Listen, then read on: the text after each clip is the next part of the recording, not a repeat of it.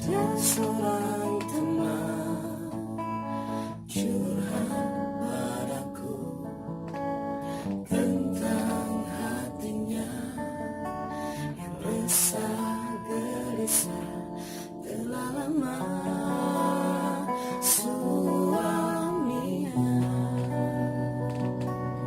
tinggalkan dia bersama anaknya.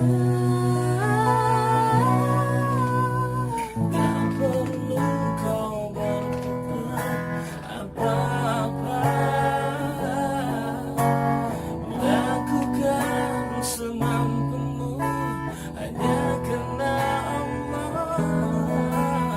Tak perlu kau buktikan apa-apa,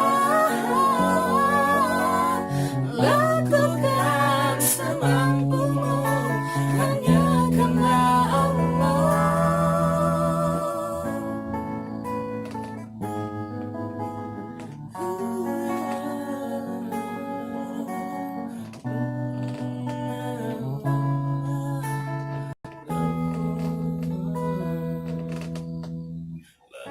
Dia pun tersadar langit tak selalu biru, pelangi datang membawa keindahan. Telah lama suaminya tinggalkan dia bersama anaknya.